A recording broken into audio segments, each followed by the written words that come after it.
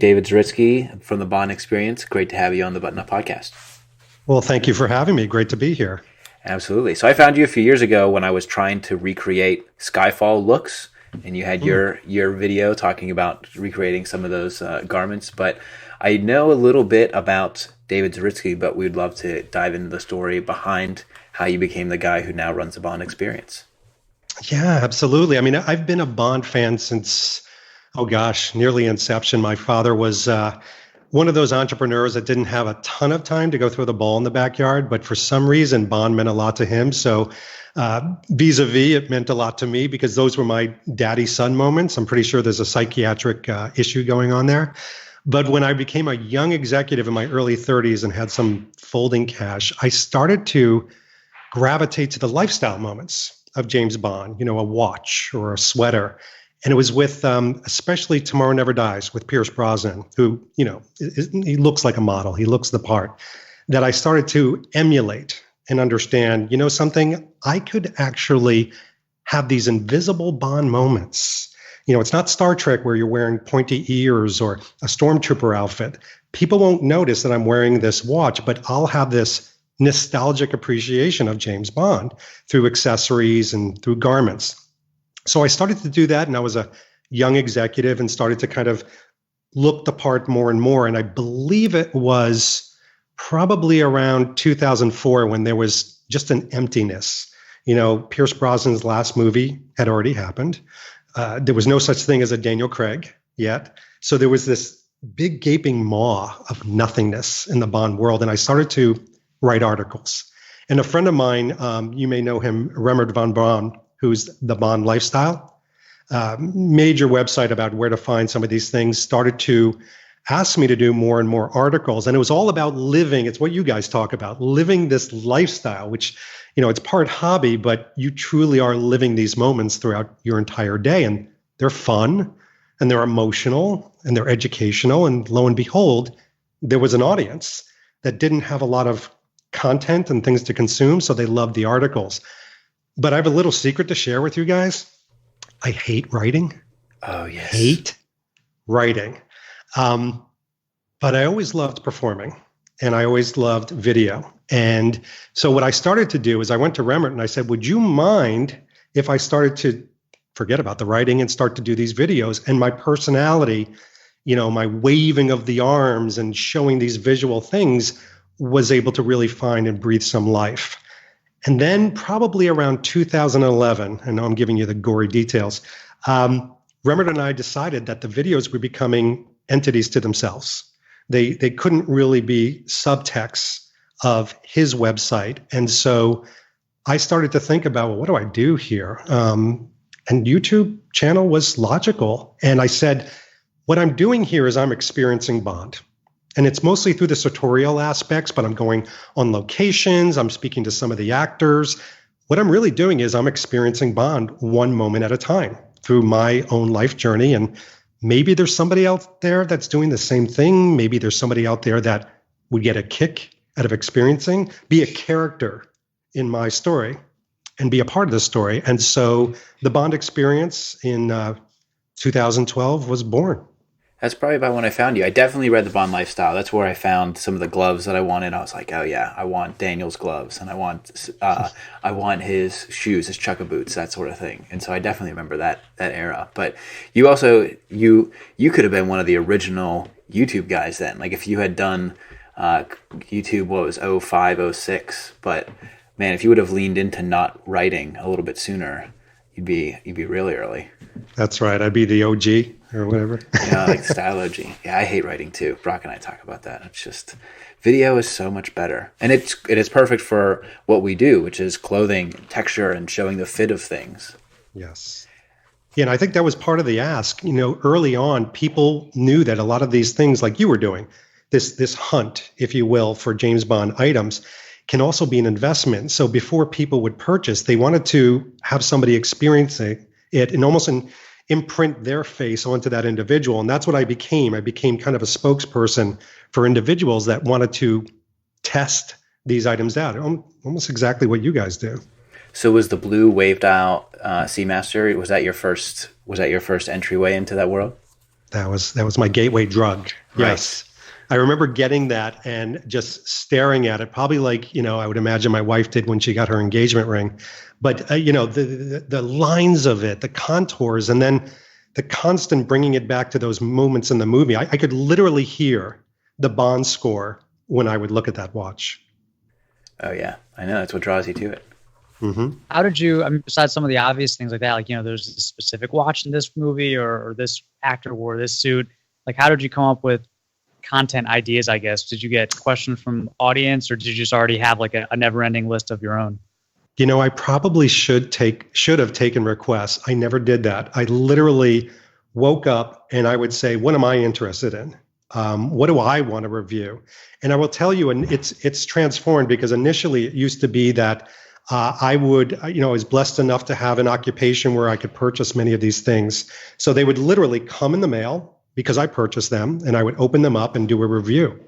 And these were things that I wanted. Nobody requested them. And sometimes I would have the whole outfit put together. Sometimes they were piecemeal. And sometimes it was just born out of frustration. Talking about one of the things I've always been very honest about is what's the experience of purchasing these items? What's the customer experience? Walking into Tom Ford, they're giving you champagne and, single malts and things like that. Do they treat you well? I mean, if you're paying $960 for a polo that's made out of cotton, are they treating you well? Is the experience worth that moment, that investment? And so I think that's what people really started to gravitate to. Frankly and transparently today, because of where we are with a brand and a channel, many of the items are sent proactively, or like as in a few years ago, I actually started to work with the brands.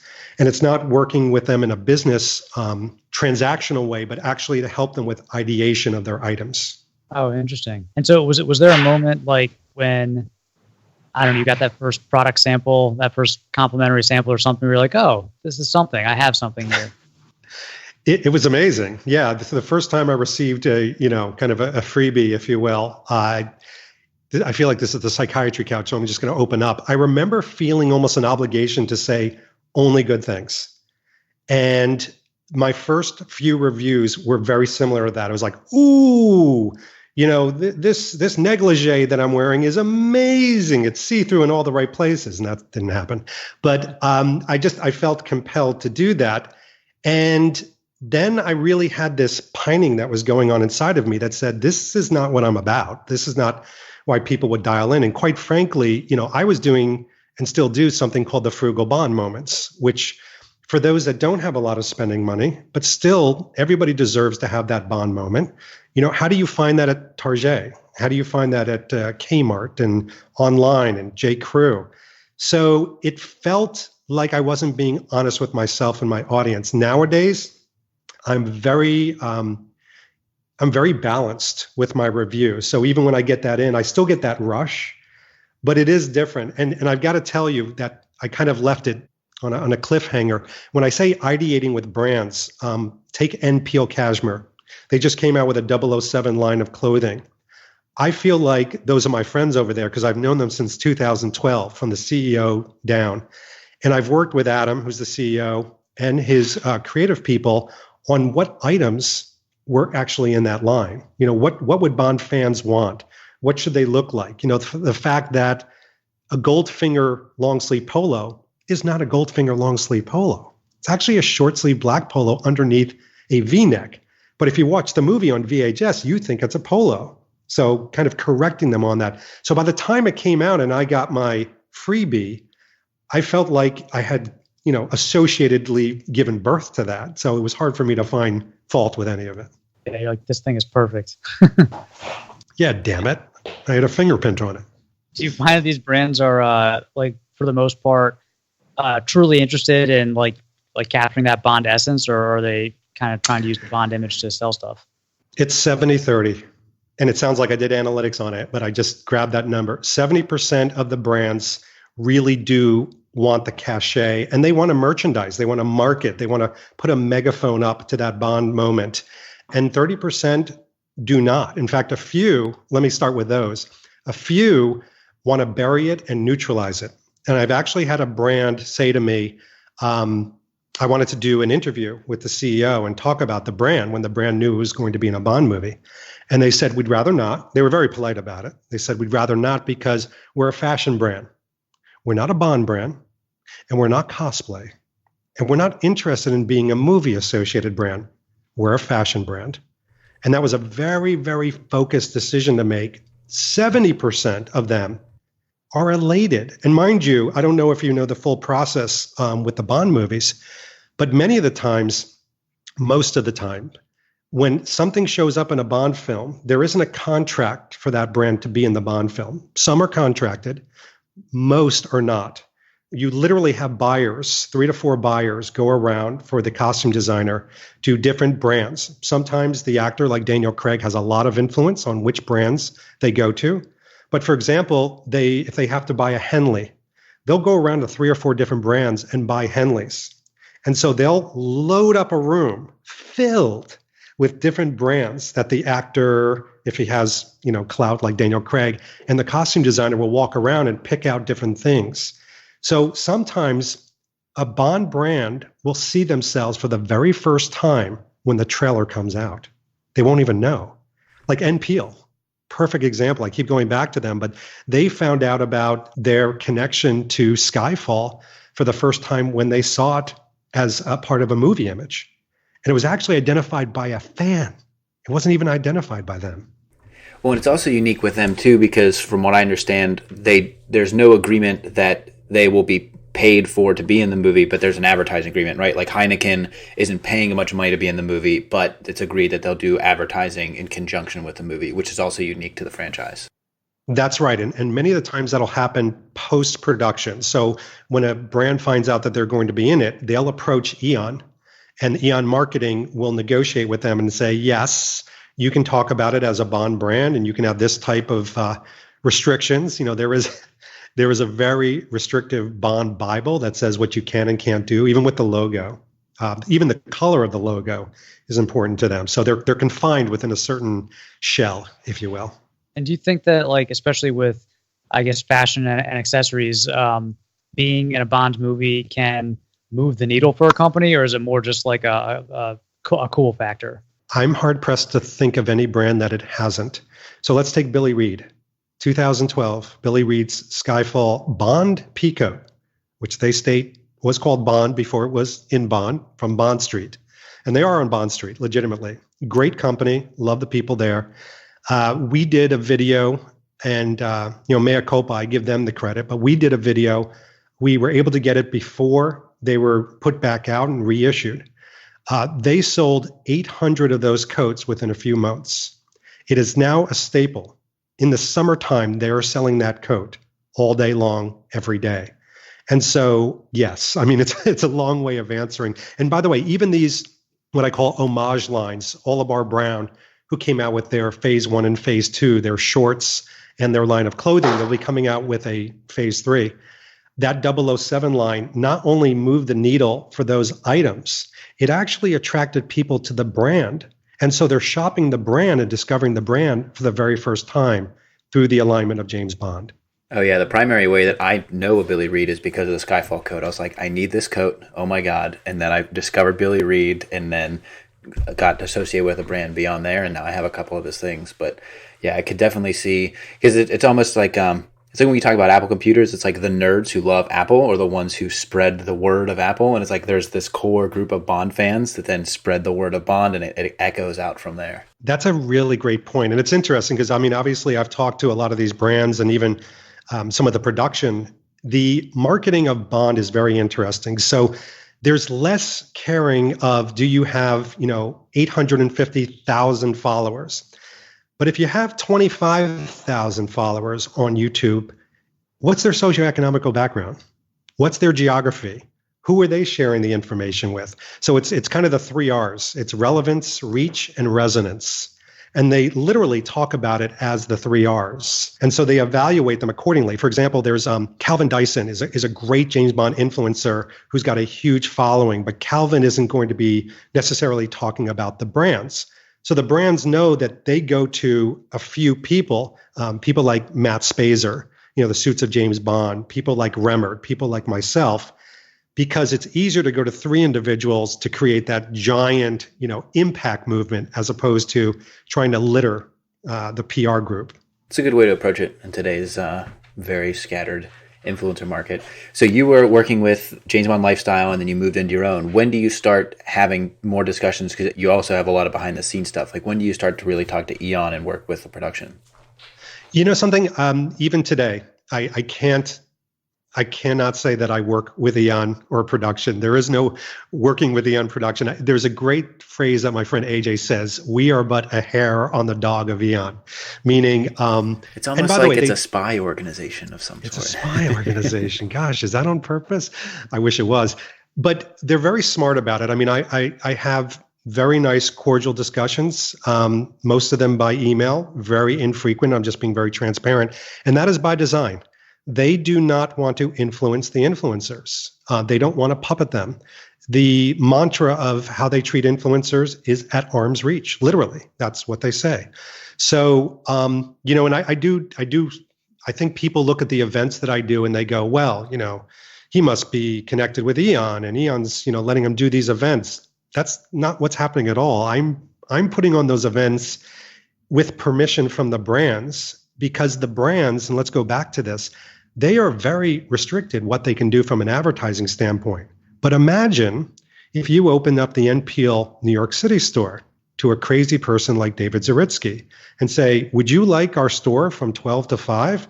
I have no idea what you're going to do with it, but would you like our store? Well, suddenly they're live streaming, and I'm inviting my friends who are other influencers, and suddenly you have an authentic, organic marketing extreme that, quite frankly, Eon didn't have a part of, and NPL, created the invitation and the opportunity, but it does make it a little bit more authentic. Yeah, I think that's smart of them. Most brands don't get that. Most brands do try to work a little too closely with publishers and influencers, and it comes off as super inauthentic, and it kind of backfires. Exactly. And I think they smell that, especially, and you guys would know from other communities, but I know in the Bond community, perfect example, and I'm giving you guys real, gritty, real world stuff. A couple of weeks ago, when the NPL launched and I did that live stream, I got a little flack from from people in the Bond community because it felt like one big commercial. It was Global James Bond Day. It's a holy day for James Bond people.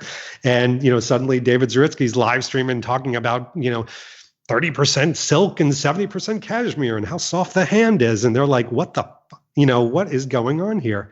So I had to step back for a moment and say, guys, this was me seeing out a bunch of friends and Peel, just like I did with Oliver Brown. I know the people over there very well, and giving them a platform. And, I think you're right. It is a little bit more authentic. I'm not on anybody's payroll. Do I get items from time to time? Yeah. But I always have an agreement with any company that sends me something. And I've heard you guys talk about this. I said, I'll receive it and I'll talk about it. But there's no guarantee of what I'm going to like or what I'm going to dislike. If you're okay with that, then let's go.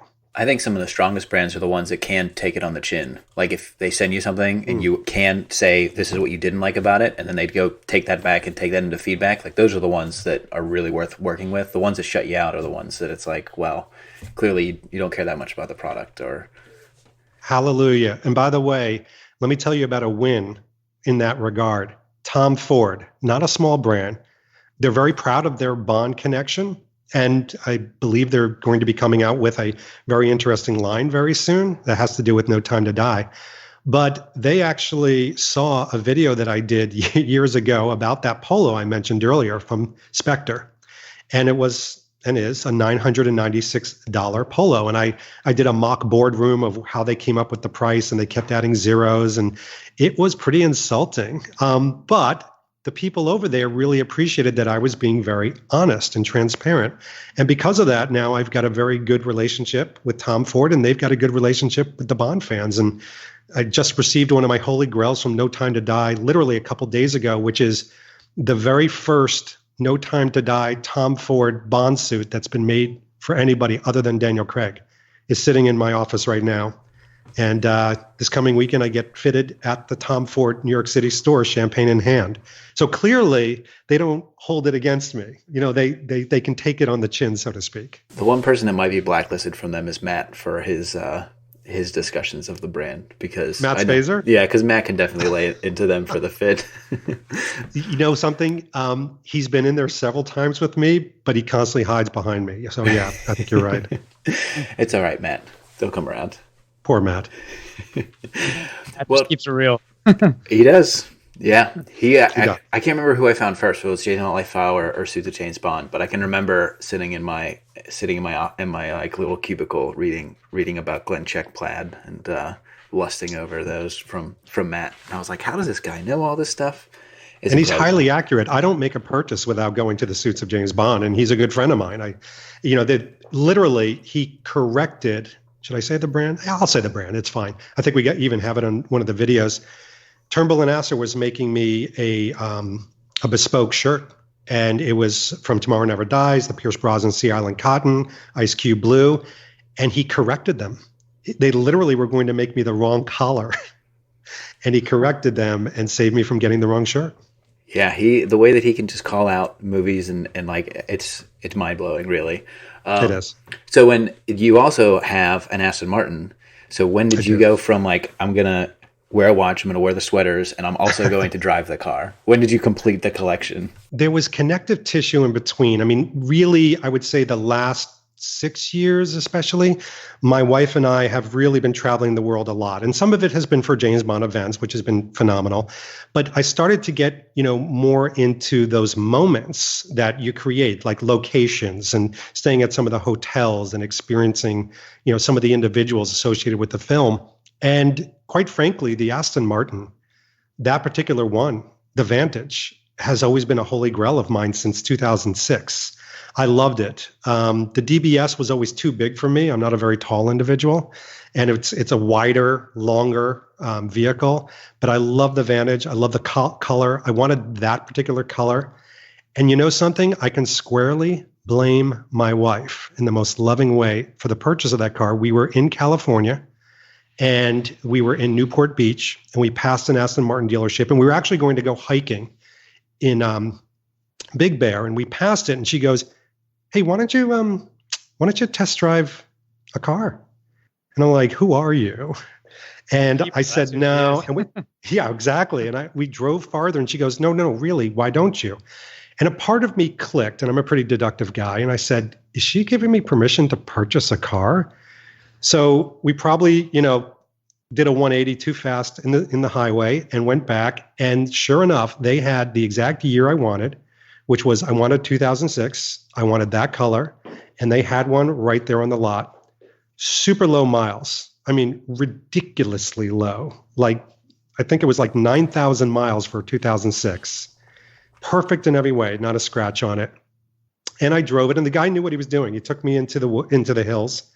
And he said, "Why don't you open her up? You know what you're doing," which is always nice when someone compliments you falsely. And I did. And just the purr of the engine moved through me in the most nostalgic, emotional way. And he disappeared. And it was me, the car, and the environment. And I came back, and my wife stepped back, and she goes, "You're beaming," like I was pregnant. And we purchased it 20 minutes later.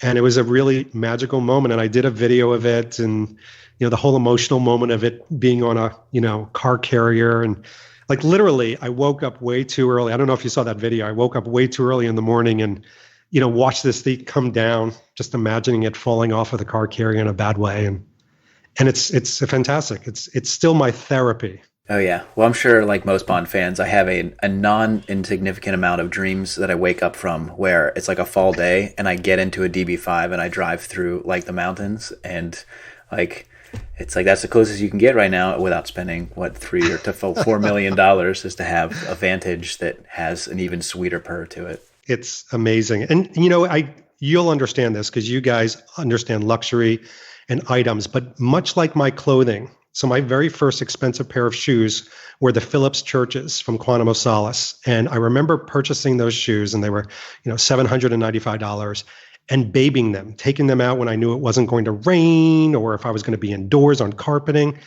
It was like that with my Vantage. I mean, literally, if there was going to be construction, I had to think twice, or rain or moisture of any kind. So that quickly dissipates because these things are made to be loved, worn, and used. And that's when they become really an extension of you. So I had to get into my mindset with that car as well.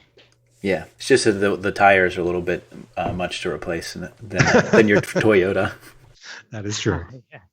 Yeah. Although the people that like if you buy a nice watch and you really have to baby it, you don't want to travel with it in case something happens. Like I don't know. I agree with you. I think you really got to use it, for what its intended purpose, and that's much more aligned with the kind of Bond mindset because at the end of the day, everything he has is a tool, to kind of get the job done. Even the suits and the cars and the watches.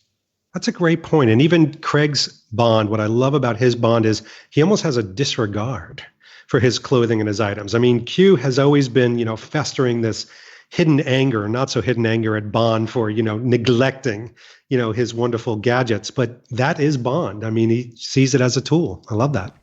Do you miss some of the gadgetry of like the Brosnan era, but especially the Moore era as we're in the Craig era? I do. I mean, I think one of the reasons why I purchased the Spectre limited edition 300-meter watch from Spectre, the one that is a gadget in the movie, is because it was a gadget. There was a gadget that was introduced. First of all, beautiful watch. I fell in love with that watch. And again, oh my gosh, I blame my wife. We were heading to the premiere in London, and I forget where we even were. We were some European country before that. We were in the airport, and it was one of these things where she's like, you know what, why don't you get this for yourself? She's an enabler. But basically, that was a gadget. So I think it is a part of me missing that. But I dare say from the sneak peek that I've seen from No Time to Die, gadgets may be back.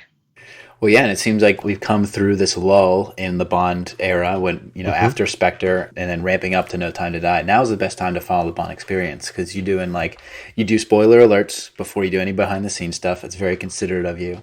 But talking about some of the stuff that's coming out and to watch you and Harris go through and dig through and it's like, oh, these are the Varney sunglasses and these are, that's really cool stuff. And so I think they're all wrapped, right, shooting, and so it's just a matter of time now until they're out. They're all wrapped, and it's interesting what you're saying because the attention. I think now the brands. It used to be that I would have to definitely reach out to the brands and go, hey, guess what? But Patty, who's the CEO of Barton Pereira, who actually has several, I think 4 pairs of sunglasses in No Time to Die, is literally a pen pal with Harris and myself. She emails us every single week. They just had an event in New York City, and Harris went there and represented the Bond world, if you will. The brands are really connecting because they know a trailer is going to come out, and suddenly people are going to be clamoring for these things. So, yeah, it's interesting. But by the way, quid pro quo, do you guys collect things sometimes or gravitate to things just because they're Bond? I have every James Bond video game or game that's ever been made. That's I really like to focus on those. Nice. Yeah. I wouldn't say I'm a collector exactly, but we do. I think it's interesting how everybody has a certain Bond that they kind of identify with most, and we ask our guests what's their favorite James Bond actor, and sometimes it just correlates with age, but sometimes it doesn't. And whenever someone says Pierce, I feel like I identify with them a little. I'm like, I get you, because that was kind of the Bond that I grew up with, so that I sort of associate with. You look way too young to be a Pierce Brosnan. For Pierce is mine because of GoldenEye. Ah, yes. My age group, the millennial age group, we grew up spending hours killing our friends on N64 playing GoldenEye. It's that is a core memory for me in a big way. That's amazing. Well, you guys probably know my age already, but my first film, which was The Spy Who Loved Me. So Roger Moore was always mine, but he's definitely not my favorite. I love Roger Moore. He's the gentleman Bond, and I really love his movies and even the campier ones. But I would have to say my favorite Bond, the one that I think is the quintessential Bond, is Sean Connery. To me, he's the template to which I compare everybody to. But clearly, the one that I tend to connect with from a sartorial aspect is Daniel Craig. Yeah, he's got the modern fits, modern cuts. Everything is very recent. Even the fitness aspect, all of that. I mean, my fitness journey, which, if you saw me in my 30s. Well, yeah, well, let's talk about that a little bit, because anybody Sure. that follows you would know that. But you were not always a very fit guy, and it sounds like that was inspired by Bond. It was entirely inspired by Bond, which, sounds so sad in so many ways, but there was an evolution. So I remembered finding out that Daniel Craig around, 2006, obviously, when Casino Royale came out, and he comes out of the water and you're like, are you serious? Like, what the hell is that? Is that Photoshop? And I'm like, well, that's the new Bond. Like, it's not Roger Moore, that's it. And I remember saying to myself something else. I said, look, David, you connect with all the sartorial aspects of James Bond. You go to the locations, you follow the games and the movies. What's missing here? And I said, you're not fit like Bond. You're kind of this soft, doughy, senior level executive type that looks like he's kind of been melting in the sun. So what are you going to do about that? And then to dig it home, I'm like, oh, God, Daniel Craig's my age. Like, I have really no excuse. So I started the journey working out with two great guys that were much, much younger than me, which was great because I had to try to catch up to them. And just learning tricks, and then interested in things like intermittent fasting, and then P90X, and then P90X3, and then lifting, and then just thinking about, almost from a discipline standpoint, and using it as therapy, workouts as a part of my everyday life. And so it stopped being many years ago about James Bond or looking like Bond or looking like Craig, because I'm David Zaritsky. I'm going to look like David Zaritsky, but how do I look like the best version of David Zaritsky? And the one thing I've always said about Bond that I love, even from a professional standpoint, is one word that describes Bond to me is he's capable. Whether he understands what a butterfly is, or, a Rasposado versus an añejo, he is very capable. So I wanted to try to be the most capable individual. And as you approach, and you guys have many, many years into this, but as you approach your 40s into your 50s, you start losing balance and tone and all these things. And you don't want to be wearing these clothes and having these moments and suddenly say, oh my gosh, I've got a long way to go. So it's become a part of my life every single day. As much of you losing weight versus just getting more fit, like what has that trajectory been? A part of it was losing weight. At my height, I was 186, but it was mostly about toning. And I remember initially, you guys would have gotten a kick out of this. It was like the Chris Evans diet. I would eat, if I wanted to be 180 pounds of muscle, I would eat 180 grams of chicken, boiled chicken. I was like reading up on Hugh Jackman. So I was just trying to get big, and I got big, but I wasn't very toned. So clothing was kind of weird. It was like this, something didn't look right in my lower GI, but my upper GI looked really good. Then it was about toning and kind of trying to look fit. And that's kind of where we are today. Well, look, there's a few 51-year-olds that I know that I'm going to look like when I'm 51, but David Zaritsky and Daniel Craig definitely fit into that mold. One of my old bosses was 53, and I was like, if I can look like that guy when I'm 53, I would be a very happy guy. It's not too late for anyone. No. Well, you got to start as soon as you can. Like, the best time to start is today or tomorrow. It's not when you're in your 50s, because then it's way too hard. It's you can still do it, but it's harder to get there. Yeah, and I've had so many friends have this philosophical conversations with me about, well, I'm too old, or I don't have enough time, or I have kids. And I'm like, guys, we have so many excuses. And that's why we started this thing called the hashtag Bond25 Fitness Challenge. I started that because I wanted to motivate people to really share. And not just share their wins or share their successes, but share the mishaps. When they eat a donut, hashtag Bond25 Fitness Challenge. Because guess what? It's not easy. It's not hashtag Bond25 Fitness easy. It's a challenge. Like, every day. I started running because I had a shoulder injury about 4 weeks ago, and running is super hard for me. So it's a challenge. But what if we all did this together? What if we supported each other and rooted each other on? And that's why the hashtag became kind of a thing. What does your day look like now? I mean, obviously fitness is a part of it, but what is an average day for you? Yeah, I wouldn't recommend my day to anyone. And I'm not saying this in a martyr standpoint, but I will get up around 4 a.m. I have a silent wrist alarm, so I don't wake my wife up. It's set for 5. I don't remember the last time it went off. So I usually get up at 4. I do have a rule. If my body gets me up at 3 a.m. or after, I get up out of bed. If it's before, I try to put myself back to sleep. So I'll wake up anywhere from 3 to 4, immediately go down, have 2 Nespressos before I even think. I'll read a couple emails, but I won't send any emails. I won't do any work until I have my Nespressos. Sounds like an ad. They don't pay me. I wish. Drink those? Yeah. Coming up in Time to Die in Nespresso. Exactly. Only for Bond.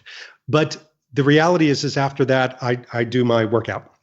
So I'm one of those people that I believe that my hardest things should be done in the morning.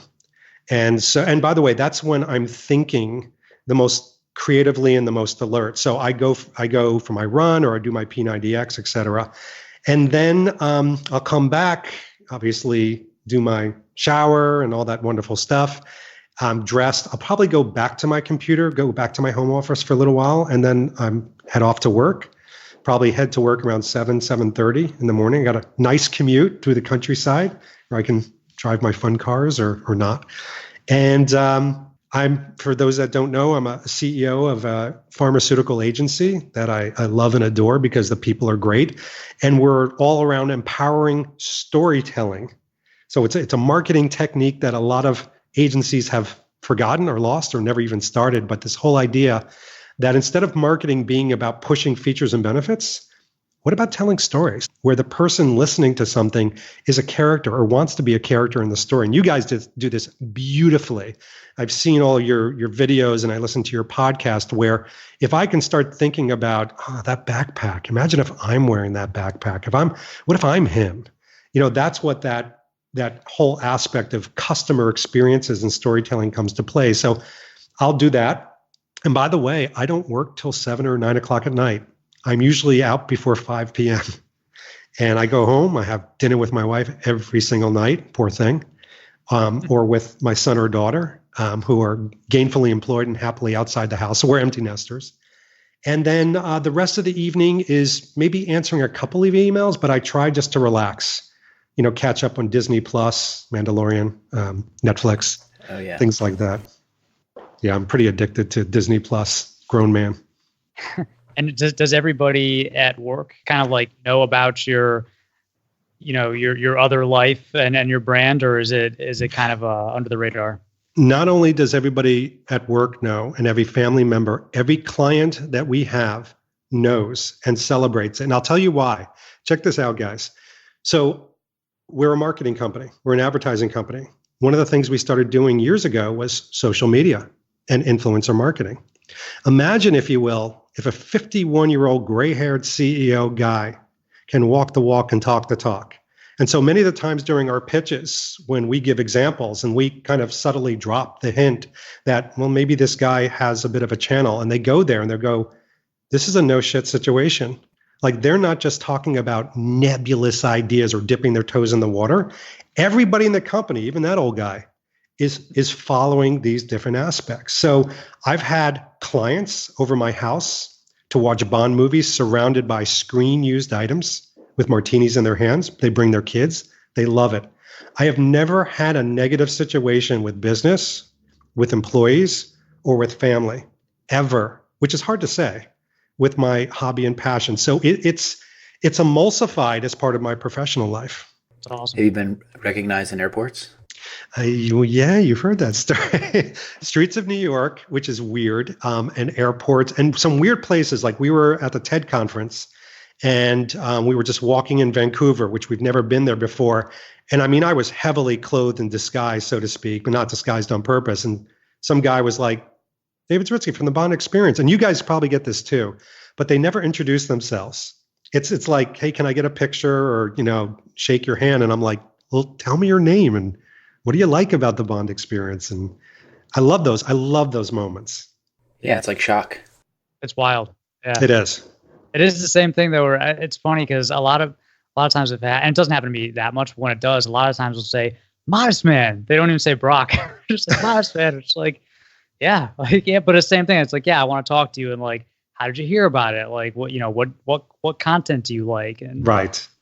Yeah, it's usually very quick interaction. I usually ask what's their handle because I would recognize, like I have such a regular Yes. dialogue with so many guys on Instagram or so many comments, like what's your YouTube name? Because I would probably recognize that. And then the few of them that have said it like, oh no, I don't really comment. And so, Well, I think a part of it is and I've heard you guys say this too. For me, especially, the best part of this hobby is not the hunt. It's not the clothing. It's not the trips, or even working with the brands. It really is the people that you meet. And I've made some incredible friends like Harris and Simon and Matt, who are lifelong friends. I mean, we vacation together. Our wives and our significant others know each other. And I think it's been a drive because when people see these events or these parties happen at my house, they have a lot of fun watching them, but honestly, I get all the time like, well, why isn't it open to the public? Well, it's my house, or this is a brand event. Recently, we actually are throwing kind of an open invite event because there were so many people that just wanted to connect. And I think people want to do that, not in a virtual way, but they want to do it more in a physical way. That's why it's so special to them. Well, we do a series of rapid fire questions. Oh, That you haven't prepared for. Quick 1 or 2 word answers if you're up for it. absolutely. Shoot. Oxfords or brogues? Brogues. Lifting or cardio? Lifting. Loafers or sneakers? Oh, loafers. Yes, loafers. In terms of style, spring, summer, or fall, winter? Fall, Nice. because it's jacket weather. I agree. Morning shower or evening shower? Morning, almost always. Jeans, chinos, or trousers? This is not going to be very hip, but chinos. Chinos, yeah, I love them. They do. They're a Swiss Army knife of pants. They really are. Yeah, I agree. Well, we usually ask one of these questions is favorite James Bond. We've already gone over it, so let me change it. How about least favorite James Bond actor, if you have one? Oh, wow. Okay. You know something? I'm actually going to say Timothy Dalton. And poor guy. I actually do like what he did with the character. I think he's a badass Bond, and he's actually the most like Fleming. But from a likability standpoint, it's interesting. People tend to gravitate to George Lazenby, but now that I've met him a couple times and spent time with him, he is James Bond. Like, he is this wonderfully misogynistic individual that just exudes James Bond. So he was not acting. So I think I kind of like him more because he's just transparent George Lazenby pretending to be Bond. But yeah, I'll say Timothy Dalton. Okay. And then last question, if you had a big day and you're trying to get fired up in the morning, what song are you listening to during that morning shower? Morning shower. I don't listen to music during the morning shower. Can I say Run? Just to get into that mindset? yeah, it's a good one. Oh my gosh. So by the way, there's no Bond themes. I took all my Bond music off of my exercise stuff because it distracts me. I start thinking about the movie and the video. But probably, oh my gosh, this is going to sound, gosh, please don't end on this question because it's horrible. But I tend to listen to the Rocky training theme from Rocky IV on my run just because it's just this powerful, powerful theme. Or Europe's The Final Countdown is another good one that I get really into. Yeah. You got that Philly heritage right there, Rocky. I think that's what it is. It's the Philly stuff. Yeah. No, I realized there was that Hulu movie documentary about George Lazenby a few years ago, and watching that, I was like, oh, this guy is actually, like, he cheated. He snuck his way into being Bond, and then he, like, fell off. But the way he talks about women and everything, I was like, that guy is James Bond. He's becoming Bond. I had his manager is the nicest guy. His name is Anders, and he's also an influencer. And he basically there was a dinner for him after a spy museum event in Washington. So I got to have dinner with him, and there was a group of very attractive blonde women sitting at a table. And without missing a beat, he grabbed his drink, didn't say anything to anybody, just walked over there and just started chatting up. And his opening line is, "You guys like James Bond?" And they're like, "Yeah, we love James Bond." He goes, "Yeah, well, I played James Bond." And then that was it. Pictures, hugs, God knows what. I mean, just it's amazing. The guy has James Bond game. That's wild. I guess if I were him, I'd be doing the exact same thing. Yeah, we can't use that line. It won't work. Yeah, I don't know anybody that wouldn't use that line. So now we're ramping up to No Time to Die. We got the movie in the spring. What do you? I mean, that's probably what you're most excited about in the next 12 months. But is there anything else that you're just itching to do? You know something, I'm itching to go to some of the locations from No Time to Die, Matera, Italy, go back to Jamaica, but obviously maybe go see GoldenEye. I've never been to GoldenEye. So locationally, I'd love to do some things. I'm interested in seeing the first trailer because that's when, us crazy people start to identify some of the other clothing and then get to, have these wonderful conversations with the brands and go for the hunt. So more videos like that. I mean, believe it or not, I'm averaging like 2 to 3 videos a week, which is insane because I usually do one interview of somebody in the Bond community that I really want them to be liked and heard from other people. I usually do a sartorial one, and then I usually do a chatting one, like a he said, she said type one where I'm speaking to somebody else about it. The number one thing I'm looking to do in the next 12 months, though, is to re-engage with other fans like myself, but in person, like more events, more face-to-face things, more parties. I mean, those are the things that are just create indelible memories. Those should be easy to get going with the brands now that they're ready to promote. They're ready. Yeah. Wait do you see, I would say end of February, beginning of March, you're going to see a lot of noise around the brands. Some brands actually cannot even come out of the woodwork and say that they're Bond brands until that time. So there's a time, they call it an embargo, I'm sure you've heard the term, where they can't say anything yet. But when they do, it'll be a loud noise. Daniel will be everywhere. He'll be everywhere, that's right. Even in silhouette, like on a Heineken bottle. Yeah, that's when they got him the last time to say he would slit his wrist. What was that? That was like 4 years ago now. It was. That was such a wonderfully contextual moment for him. What are you guys excited about with Bond? Because you guys, I know, are, from a sartorial aspect at least, are you looking forward to the new movie? Yes, I've been dying to go through that experience again. Like I had the Spectre card, the whatever they had, the unlimited card to see. So I saw Spectre a lot in theaters, and just to my son is probably like 4 years too young for it, but I've shown him a few scenes and started to get him into it. He's really into Star Wars, so we're excited for Star Wars. How old is your son? He just turned 4. Yes. So yeah. Show him a few scenes. Wait till 7 years of age and say for your 007 birthday, I'm going to show you the Bond movies. Yeah. Be the best gift. But I know Oliver Brown has a new series coming, and then to see N. Peele do more in that universe of here's a reinterpretation of a Bond style. It's I'm excited for that. It is very exciting. Well, it's great to connect you, David. Just looking forward to all the stuff coming up, and it's great to meet you because following you for a while. Oh, well, thanks, guys. I really, it's a self-appreciation, but mutual appreciation in the sense that you guys are doing a great job. I was really excited to be on this show. And all right, gents, have a good day. You too. Talk to you later. Cheers. Bye.